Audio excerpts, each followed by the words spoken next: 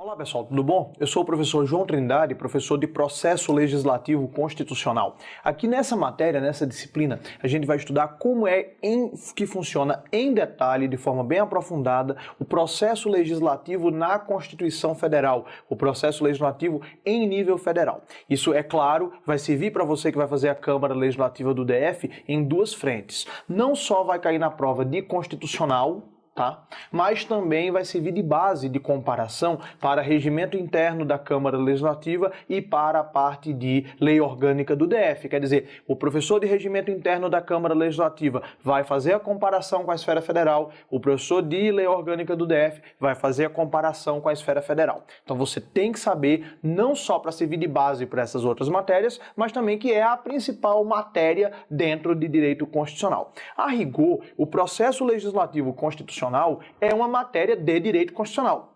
Mas como para o seu concurso o processo legislativo é obviamente a matéria mais importante, então a gente resolveu destacar. Eu tenho a parte de direito constitucional, que vou ministrar também, e também a parte de processo legislativo. Então vamos começar falando sobre o objeto do processo legislativo.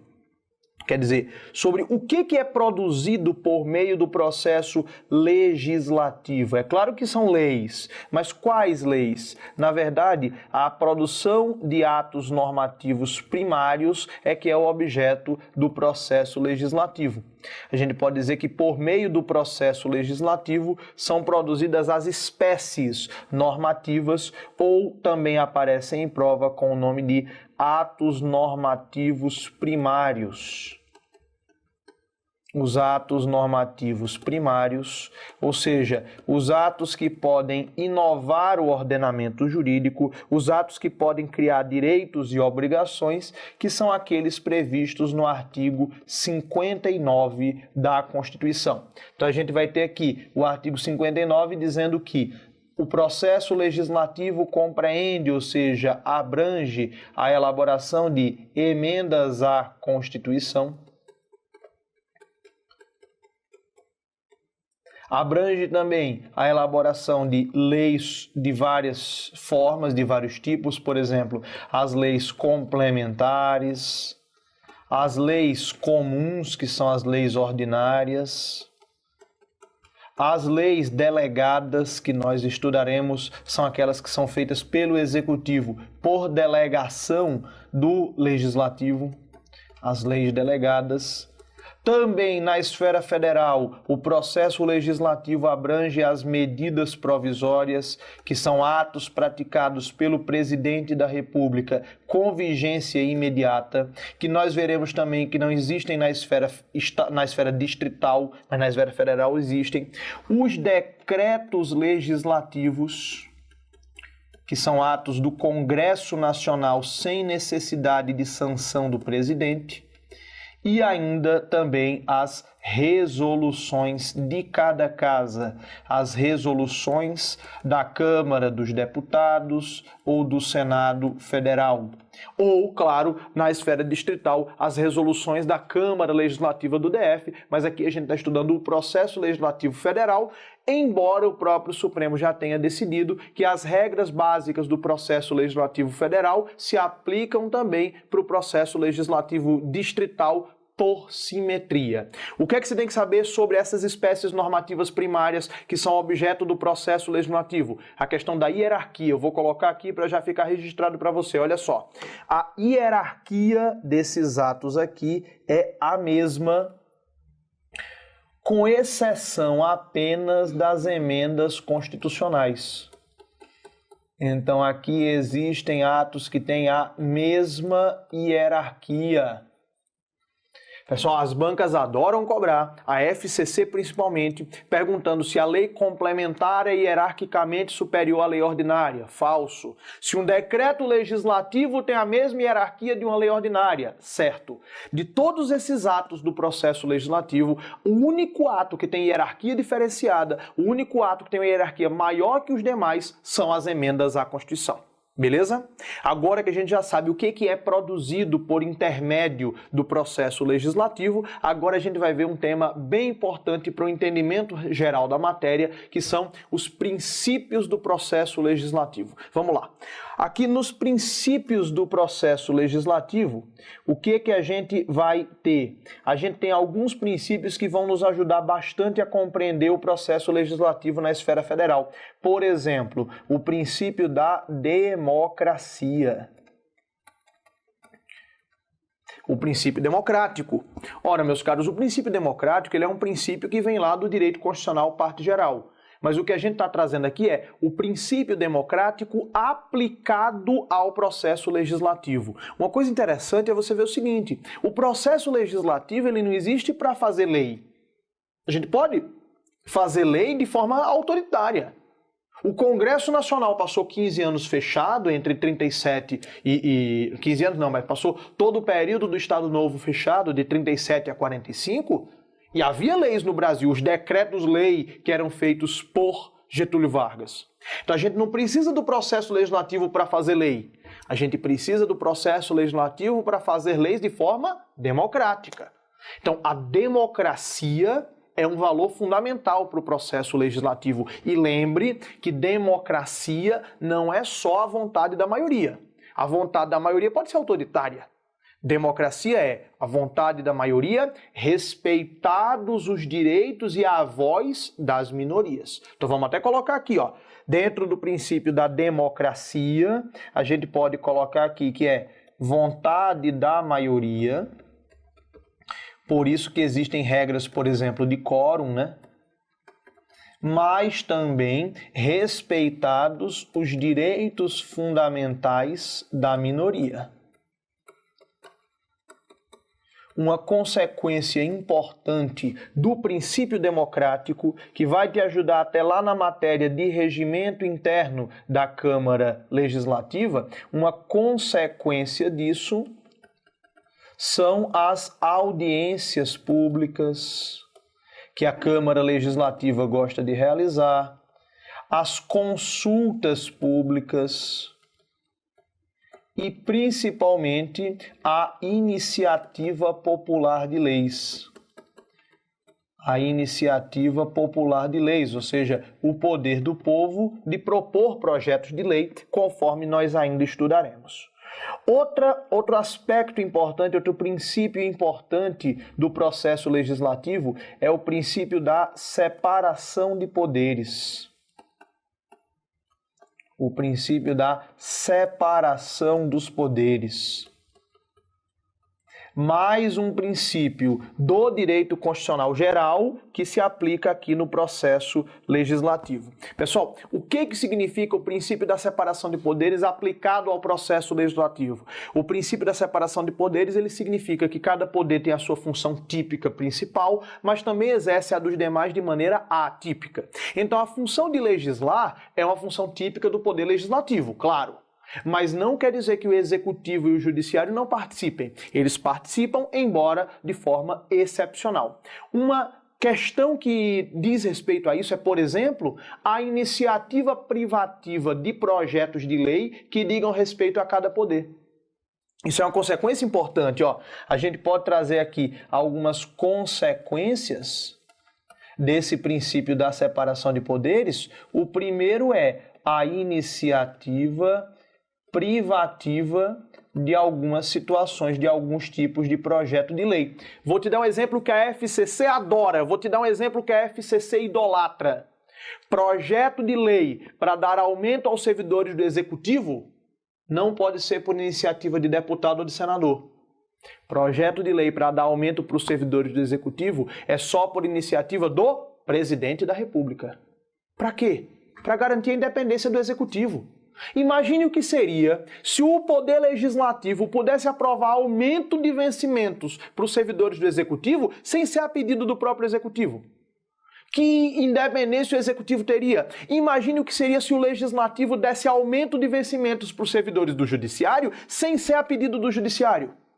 Então, as hipóteses de iniciativa privativa existem para quê? Para resguardar a separação de poderes. Uma outra consequência fundamental disso daqui, desse princípio da separação de poderes é, olha só, a excepcionalidade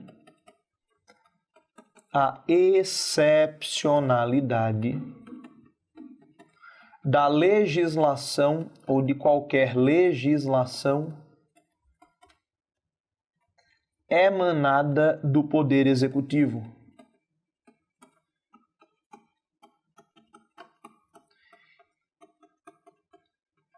Então, olha que coisa importante para cair na sua prova. Isso já caiu em prova objetiva da FCC, dizendo que a medida provisória é uma forma de elaboração legislativa excepcional, certo? Medida provisória e lei delegada, o que é que elas são? O Executivo legislando. Dentro do esquema da separação de poderes, o Poder Executivo pode legislar? Pode, mas não é a regra, é a exceção. Por isso que a gente vai ver, medida provisória só pode ser editada em caso de relevância e urgência. Medida provisória tem uma série de matérias da qual ela não pode tratar. Medida provisória tem prazo. Lei delegada não pode ser sobre qualquer matéria. Lei delegada, o presidente primeiro tem que pedir a delegação para só depois poder legislar. Então, isso é o quê? O princípio da separação de poderes aplicado ao processo legislativo. Isso é muito importante, pessoal. Outro princípio básico, isso daqui quando vocês estiverem estudando regimento, isso aqui vai ser uma matéria bem importante, O princípio, além da democracia e da separação de poderes, o princípio da oralidade. O que significa o princípio da oralidade? Significa que, em regra,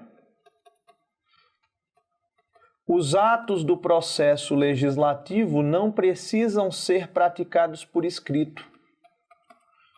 Os atos do processo legislativo podem ser verbais. Quem fala muito bem sobre isso daqui é o professor José Afonso da Silva. Olha que coisa interessante, pessoal. No processo judicial existe o maior formalismo. No processo judicial as coisas têm que ser por escrita, mesmo os debates depois são feitos por escrito, o ministro vai lá e assina ou tira alguma palavra. No processo legislativo, não. Processo legislativo é mais dinâmico. Processo legislativo, quantas vezes eu não já vi numa comissão, o relator chega lá com o relatório dele, na hora outro parlamentar diz, não, a gente queria mudar a redação do artigo 2º, o cara, não, vem cá, vamos fazer a redação aqui, faz lá a redação na hora, aprova verbalmente. O parecer escrito, o relatório escrito apresentado foi mas o que vale não é o que está escrito, é o que foi efetivamente decidido oralmente, verbalmente. Porque o processo legislativo é mais dinâmico do que o processo judicial. Princípio da oralidade. Outro princípio bem específico do processo legislativo, cuidado com esse daqui. O princípio da separação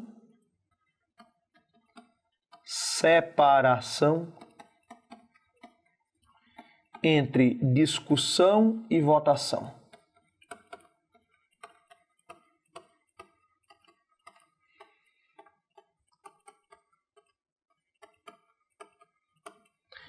O que é que isso quer dizer? Isso quer dizer que dentro do processo legislativo são fases separadas e distintas, a fase da discussão, dos debates e a fase da votação sobre o projeto. Isso é até, pessoal, uma regra de racionalidade dos trabalhos. Se quando eu estou já na fase da votação, eu pudesse reabrir toda a discussão, não andava o negócio. Então existe a fase da discussão, que é a fase em que o projeto recebe os pareceres, em que há debates, e olha que coisa importante, é na fase da discussão que o projeto pode receber emendas, propostas de alteração. Quando está na votação, você, em regra, não pode mais apresentar emendas. Quando está na fase da votação, você vai votar o projeto e as emendas que foram apresentadas. Entendeu? Quer dizer, qual é o momento do emendamento? Qual é o momento de apresentação de emendas ao projeto? É na discussão. Na votação é a hora de decidir. Em geral, os regimentos internos das casas legislativas, creio, não é minha área, mas creio que o da Câmara Legislativa seja a mesma coisa, não permitem durante a votação o uso da palavra liberado. O uso da palavra na fase da votação não é mais para discutir o projeto, senão se reabre a discussão. O uso da palavra na fase da votação é para encaminhar a votação. Vai dizer, ó, o PT vota contra, o PSDB vota a favor, o PV vota sim, eu vou votar sim por isso, isso e isso. Mas não é mais o momento da discussão. São fases separadas e estanques, a discussão e a fase da votação do projeto. Importante.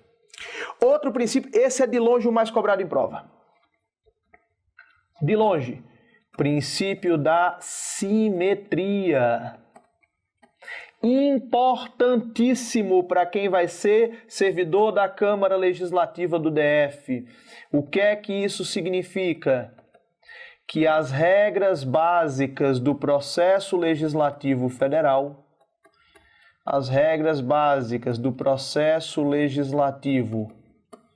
federal, esse que a gente está estudando aqui na Constituição, elas são de observância obrigatória.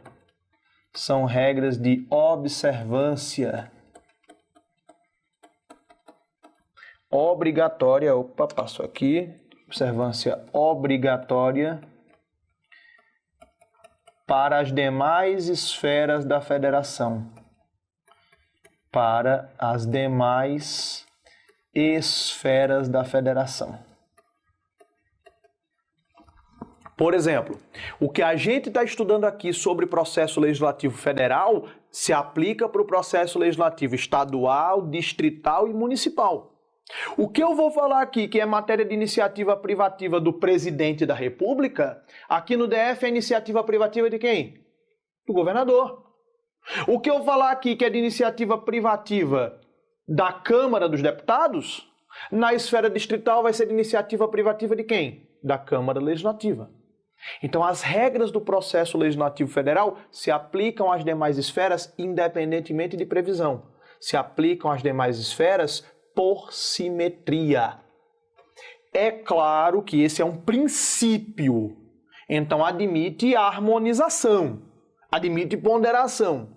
Por exemplo, tem alguns casos em que a própria Constituição libera o Distrito Federal.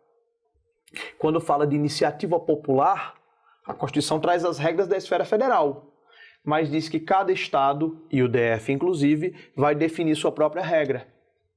Por isso que na iniciativa popular não tem simetria, entendeu? Na esfera federal não tem iniciativa popular de PEC, de emenda à Constituição, mas na esfera distrital tem iniciativa popular de pelo, de proposta de emenda à lei orgânica.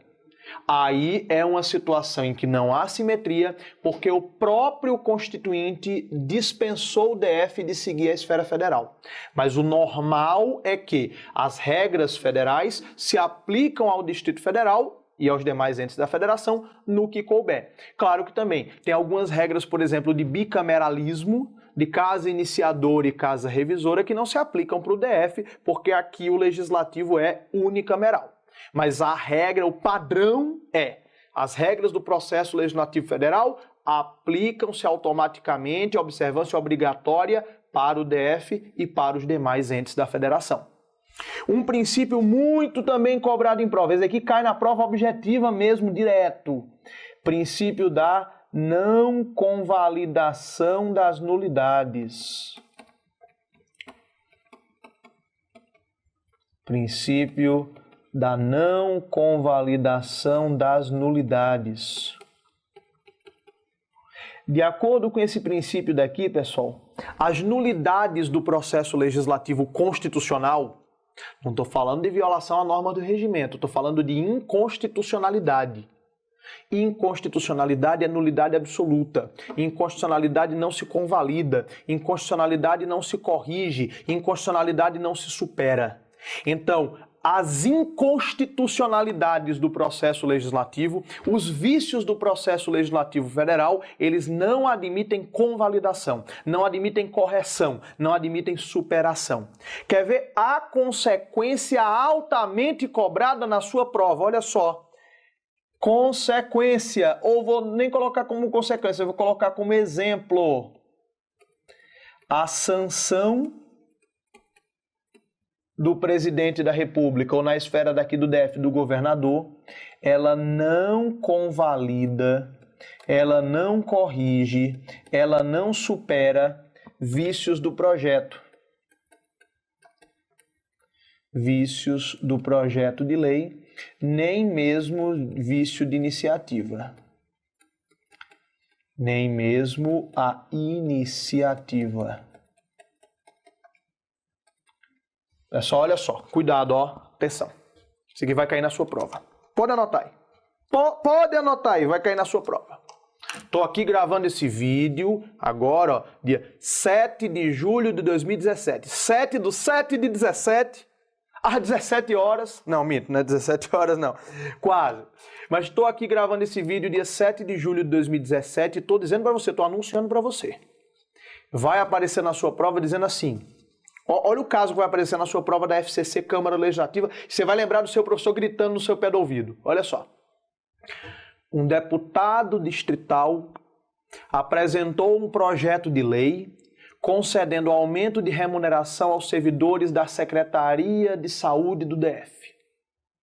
O projeto foi aprovado pela Câmara Legislativa por unanimidade e foi para o governador, que mesmo reconhecendo o vício de iniciativa, sancionou. Acerca disso, assinale a alternativa correta.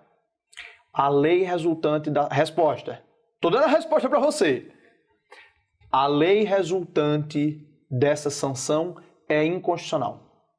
Porque mesmo o governador tendo sancionado, isso não supre o vício de iniciativa.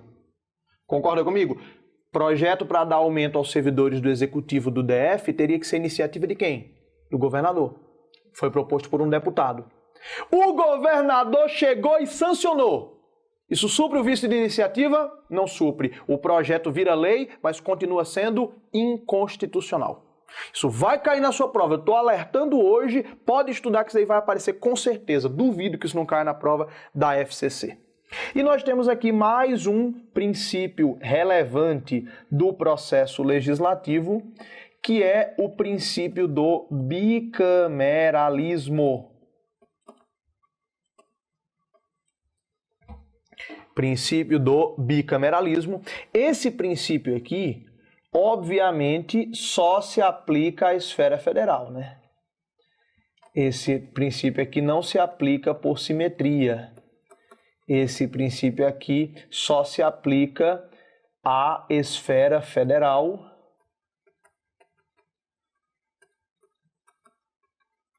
Afinal de contas, como a gente sabe, o poder legislativo na esfera distrital, estadual e municipal, ele não é bicameral, ele é unicameral. Na esfera federal, o artigo 44 da Constituição diz que o poder legislativo é exercido pelo Congresso Nacional, que se compõe de Câmara e Senado. Então, quer dizer, na esfera federal, o órgão que exerce o poder legislativo é o Congresso, e o Congresso se divide internamente em duas casas, a Câmara e o Senado. Então, os projetos de lei, para virarem lei, têm que passar em ambas as casas, têm que ser aprovados por ambas as casas. Só que toma cuidado. Primeira coisa, esse bicameralismo só se aplica à esfera federal, não se aplica para o DF, que aqui é unicameral, Câmara Legislativa. Mas tem duas variantes desse princípio, a gente vai estudar isso melhor em outros vídeos. Mas olha só, existe o bicameralismo puro e existe o bicameralismo mitigado ou relativizado. Olha isso que isso é importante. O bicameralismo puro é aquele em que ambas as casas, Câmara e Senado, precisam concordar integralmente com o projeto para que ele vire lei. Precisam concordar na íntegra. Esse sistema aqui do bicameralismo puro, ele é o sistema que é aplicável às PECs. Aplicável às PECs. As propostas de emenda à Constituição. Por quê? Para modificar a Constituição, as duas casas têm que concordar integralmente. Se uma casa alterar o que a outra fez, tem que voltar para a casa anterior. E se a casa alterar também o que a outra havia feito, a PEC fica indo e voltando da Câmara para o Senado, do Senado para a Câmara, no ping-pong eterno, até as duas casas aprovarem a mesma redação. PEC, a gente vai detalhar isso no primeiro vídeo sobre PEC, mas PEC, proposta de emenda à Constituição, ela segue o bicameralismo puro. Ela só é considerada aprovada quando as duas casas concordam na íntegra. Enquanto não concordarem, vai ficar indo e voltando no ping-pong eterno. Projeto de lei segue isso? Não, projeto de lei não segue isso, senão não saía nenhum projeto de lei dentro do Congresso. Projeto de lei segue o bicameralismo? Segue. Se uma casa disser não, o projeto é rejeitado e arquivado. Mas o projeto de lei segue o bicameralismo mitigado, olha só. No chamado bicameralismo mitigado, o que é uma coisa mitigada? Uma coisa relativizada. Significa que se a casa revisora, que é a segunda casa para a qual o projeto é encaminhado, se a casa revisora alterar o PL, alterar o projeto de lei, a casa iniciadora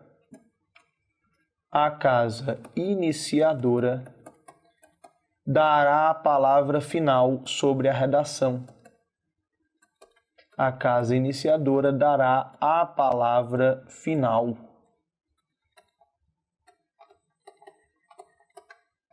Isso daqui é o que se aplica na tramitação dos projetos de lei ordinária. Aplica-se aos projetos de lei.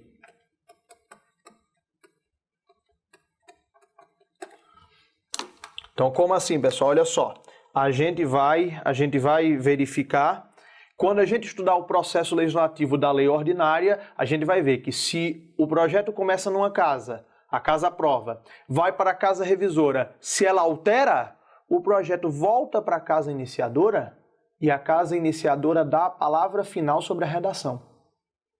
Do que a casa iniciadora decidir, o projeto já vai para a sanção ou veto.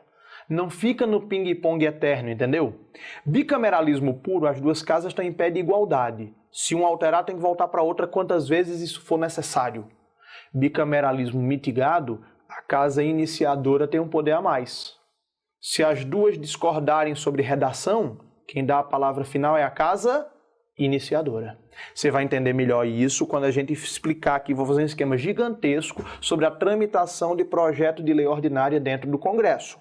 Mas, de antemão, você já sabe, bicameralismo puro se aplica para PEC, as duas casas têm que concordar na íntegra. Bicameralismo mitigado, que é a regra do projeto de lei, a casa iniciadora tem uma certa primazia. Beleza?